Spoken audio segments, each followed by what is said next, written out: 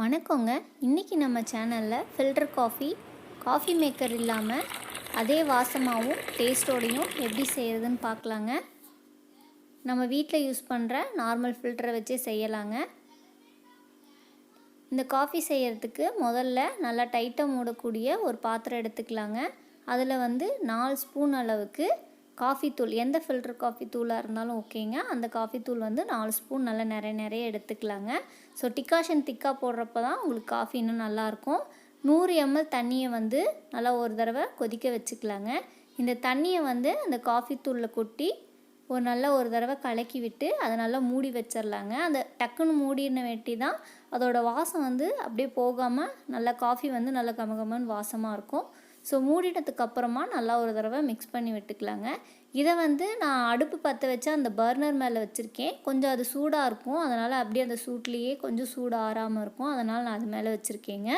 அதுக்கப்புறம் 1/4 லிட்டர் பால் நான் இன்றைக்கி பேக்கெட் பால் எடுத்திருக்கேங்க. மாட்டுப்பால் கொஞ்சம் தண்ணியாட்டம் இருக்கும், பேக்கெட் பால் கொஞ்சம் திக்காக இருக்கும், காஃபி நல்லாயிருக்கும். அதனால் நான் பேக்கெட் பால் எடுத்திருக்கேன். பால் பொங்கு வந்த வெட்டி உங்களுக்கு தேவையான அளவு சர்க்கரை போட்டுக்கலாங்க. நான் 5 ஸ்பூன் சர்க்கரை போட்டிருக்கேன். அதை லோ ஃப்ளேம்லேயே வச்சுக்கலாங்க. அதுக்குள்ளே இதை நம்ம ஃபில்டர் பண்ணிக்கலாம்.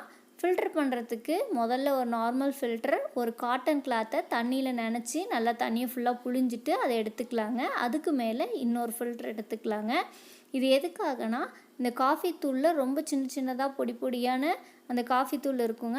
அது காஃபியில் மிக்ஸ் ஆகி நம்மளுக்கு குடிக்கிறப்ப அது டேஸ்ட்டே போயிடும். பட் இந்த மாதிரி ஃபில்டர் பண்ணிங்கன்னா கொஞ்சம் கூட அந்த காஃபி தூள் உங்களோட காஃபியில் இருக்காது. க்ளீனாக இங்கே பாருங்கள், அந்த சின்ன பொடி ஃபுல்லாக அந்த துணியில் நின்றோம். நீங்கள் நார்மலாக ஃபில்டரில் பண்ணிங்க அப்படின்னா அந்த பொடி ஃபுல்லாக கீழே இறங்கிடும். ஸோ இந்த மெத்தடில் காஃபி டேஸ்ட்டாக இருக்கும், ஃபுல்லாக ஃபில்டர் ஆகிடும்.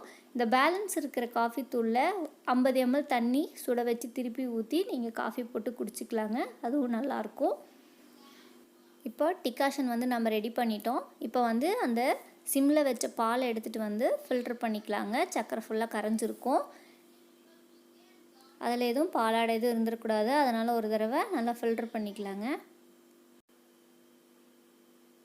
சர்க்கரை போடுறப்ப அந்த ஊற்றுற அந்த காஃபி டிகாஷனுக்கும் ஏற்ற மாதிரி கூட சர்க்கரை சேர்த்தி போட்டுக்கோங்க. இல்லைன்னா டிகாஷன் நீங்கள் அந்த 100 ml தண்ணி ஊற்றுறப்ப உங்களுக்கு சர்க்கரை பற்றாமல் போயிடும். அதனால் பாலில் சர்க்கரை போடுறதுனா கொஞ்சம் சர்க்கரையை சேர்த்தி போட்டுக்கோங்க. இல்லை நீங்கள் தனியாக போடுறதுனா உங்களுக்கு ஏற்ற அளவு போட்டுக்கலாங்க.